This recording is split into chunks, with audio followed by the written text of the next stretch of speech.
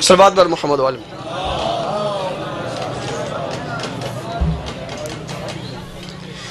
یہ کیا وجہ ہے آخر اس کی؟ میں بتاتا ہوں۔ اس کی وجہ یہ ہے، ہم بایولوجیکل مسلمان اور مومن ہیں، آئیڈیالوجیکل نہیں ہیں۔ میں مزید آسان کرتا ہوں، ہم اسی لیے شیعہ ہیں کہ ہم شیعہ کی اولاد ہیں۔ ہم اسی لیے شیعہ ہیں، اسی لیے مسلمان ہیں کہ مسلمانوں کی اولاد ہیں۔ ہمیں اپنے نظریات کا کوئی پتہ نہیں ہے، عقائد کا کوئی پتہ نہیں ہے۔ عقائد و نظریات وہی جو بابا کے تھے، ہم نے ان کو فالو کرنا ہے۔ ہمارے پاس اپنے عقیدے کو کوئی دلیل نہیں۔ جب یہ ہماری حالت ہے تو ظاہر ہے جو ہمارے کان سے پکڑ کر جہاں لے جائے گا ہم چلے جاتے ہیں۔ اور اسلام دین کو دیکھیں، یہ دین تین چیزوں سے مرکب ہے، ایک عقائد، دوسرے اخلاقیات، تیسرے احکام شرعیہ۔ ایز شیعہ میں آپ سے سوال کرتا ہوں کہ کتنی کتابیں عقائد پر لکھی جا چکی ہیں؟ کتنی عقائد کی کتابوں کے ترجمے ہو چکے ہیں؟ ہم نے ان عقائد کی کتابوں کو کتنی بار پڑھا ہے اور کتنی کتابوں کو پڑھا ہے؟ ہم نے احادیث کی کتابوں کو ترجمے کے ساتھ کتنی بار پڑھا ہے؟ کتنی کتابیں پڑھی ہیں ہم نے؟ اس قرآن مجید کو جو ہمارے ہاں موجود ہیں، ان قرآن مجید ترجمے والے ہمارے گھر میں ہیں، ہم نے ان قرآنوں کو، اس قرآن کو ہم نے ترجمے کے ساتھ کتنی بار پڑھا ہے؟ جب ہم نے نہ کوئی عقائد کی کتاب پڑھی، نہ کوئی ترجمے کے ساتھ قرآن پڑھا، نہ کوئی حدیث ترجمے کے ساتھ پڑھی، جب ہمیں پتہ ہی نہیں ہے اپنے عقائد کا، پھر ہم کیسے کہہ سکتے ہیں کہ یہی جو میرا عقیدہ ہے یہی شیعہ کا عقیدہ ہے؟ یہی وجہ ہے کہ آج علی اللہ کے نعرے لگ رہے ہیں۔ میں نے ایک ویڈیو دیکھی جو ماتمی دستہ وہ ماتم کر رہے تھے، جہاں ہم شاہ حسین واہ حسین کہتے ہیں، علی اللہ کہہ رہے تھے۔ یہ کیا ہے؟ یہ جہالت نہیں ہے، یہ قرآن سے دوری ہے، اہل بیت سے دوری ہے۔ یہی وجہ ہے ہم نے کتابیں نہیں پڑھی، نہ کسی سے رہنمائی لی ہے۔ علم کے آگے سجدہ میں نے خود دیکھا ہے، علم کے آگے سجدہ، علم کے آگے دعائیں، تازیہ مبارک کے آگے سجدہ، ان سے اپنی عرضیاں، اپنی درخواستیں پیش کرنا۔ میرے گالی کوڑے تو لگ دے پہ اس نے شاید اپنی درخواستیں پیش کرنا۔ اس کا صحیح طریقہ کسی کو معلوم نہیں، صحیح طریقہ ان کو سمجھاؤ۔ صحیح طریقہ کیا ہے؟ علم عباس کے پاس جب پاس جاؤ تو اللہ سے دعا مانگو، پروردگار اس صاحب علم کا واسطہ،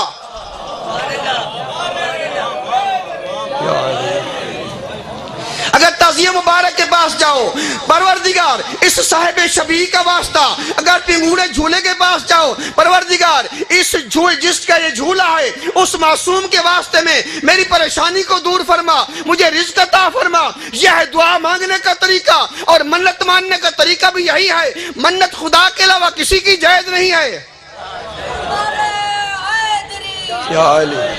منت مان پروردگار ان کے صدقے میں میری فلاں مشکل کو دور کر دے، میں 2 رکعت نماز پڑھوں گا یا 3 روزے رکھوں گا، یا میں فلاں چیز فلاں کھانا پکاؤں گا، اس کا ثواب میں محمد و آل محمد کو ہدیہ کروں گا۔ یہ ہے طریقہ کار، یہ ہے طریقہ کار۔ یہ نہیں کہ ہم ان کو جو ہے مرکز مان لیں جس طرح اللہ ہے، نہیں، یہ اللہ تک پہنچنے کا وسیلہ ہے، اللہ کے قرب کا وسیلہ ہے۔ یہ تھی ہمارے عقائد کی بات۔ اب آئیے ذرا تھوڑا سا مختصر سے وقت میں اخلاقیات کی طرف آئیے۔ اخلاقیات کا جنازہ نکلا ہوا ہے، ہر جگہ جھوٹ، دکان پر جھوٹ، دفتر میں جھوٹ، محفل میں جھوٹ، اور بس میں سفر کر رہے ہیں جھوٹ، جو کام ہر جگہ پر جہاں جھوٹ جھوٹ۔ کیوں؟ جھوٹ کے بغیر کام نہیں چلتا۔ اور غیبت محفل کی زینت بن چکی ہے۔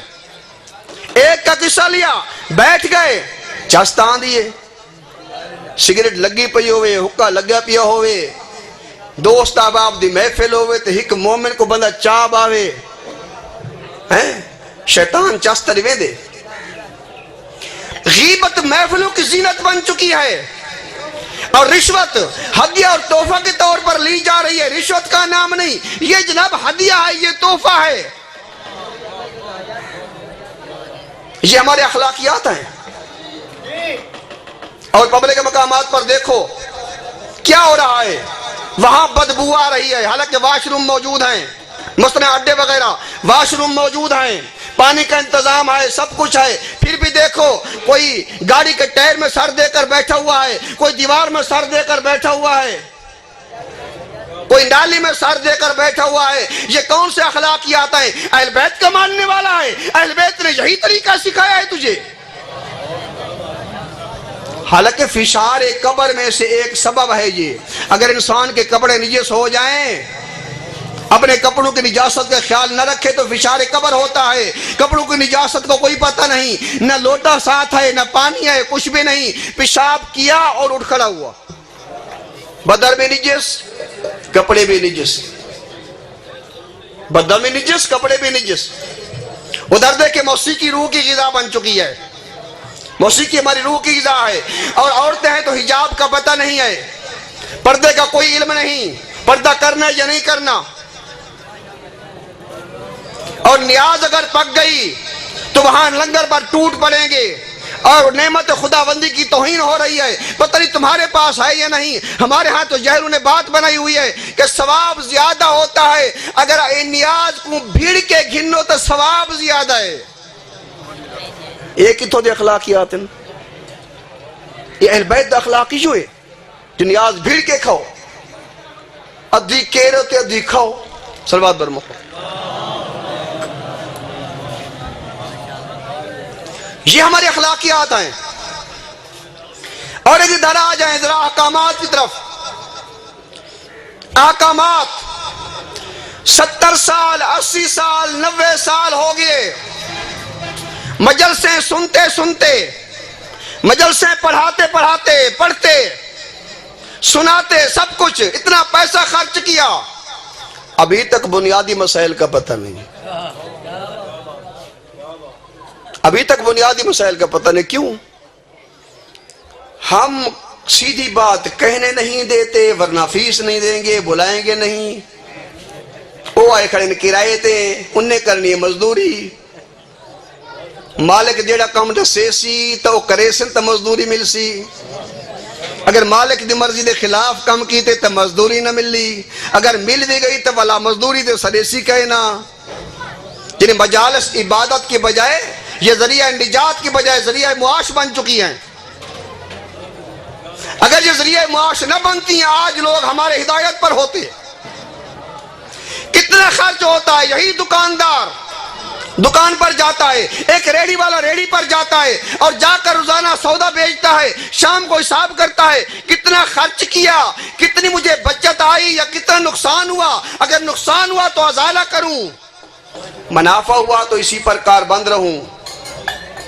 کہیں انہیں پیسے نے حساب کی تھی نہ جلسہ کرائے میں، ایڈا محرم پڑھائے میں، اتنی لاکھ خرچ کیتے میں، اتنا تک خرچ کیتے، اتنے نیازہ پکائے میں، اتنا فیساں دیتے میں، اتنا خرچ کر کے گدی کیشے میں ہدایت یا گمراہی،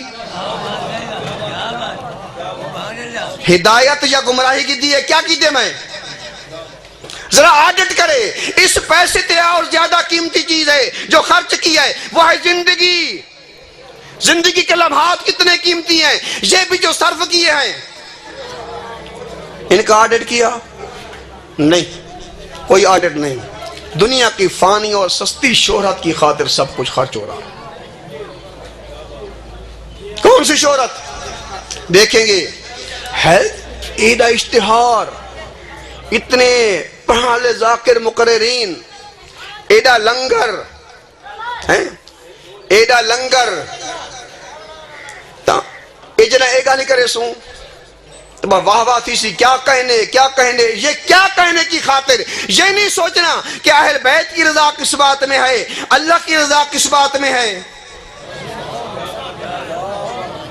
بنیادی ترین مسائل کا پتہ نہیں ہے، نماز کا پتہ نہیں، پہلے تو نماز کے قریب جاتے نہیں ہیں، اگر نماز کا کہو کہتے ہیں عادت نہیں ہے، روزے کا کہو بیمار ہیں رکھ نہیں سکتے، خمس کا کہو بچت نہیں ہوتی، زکوٰۃ کا کہو خرچے پورے نہیں ہوتے، حج پر جاؤ بیٹی کی شادی کرنی ہے، زمین ویچا اے ماں کو بھی چیندہ رہن دے، ماں کو بھی چیندہ رہن دے، یہ اپنی من گھڑت باتیں، تو نفس کا بندہ ہے یا اللہ کا بندہ ہے؟ نماز پڑھ رہا ہے اپنی مرضی سے، اگر کوئی پڑھتا بھی ہے پھر بھی اپنی مرضی چل رہی ہے، اللہ نے فرمایا اتنے فاصلے پر 28 میل پر 44 کلومیٹر پر نماز قصر ہے، وعدے میں قصر پڑھا تو مطمئن میں تھیندا ایتا نماز پڑھان دیا لاتے وہ نہ پڑھان لا، روزہ رکھنے والا ایک تو رکھتا نہیں ہے دوسرا رکھتا ہے، روزہ تیرا قصر ہے اتنے فاصلے پر، وعدے مزہ نہیں آندا، چس نہیں آتی، تو چس چاہے نہیں عبادت کریں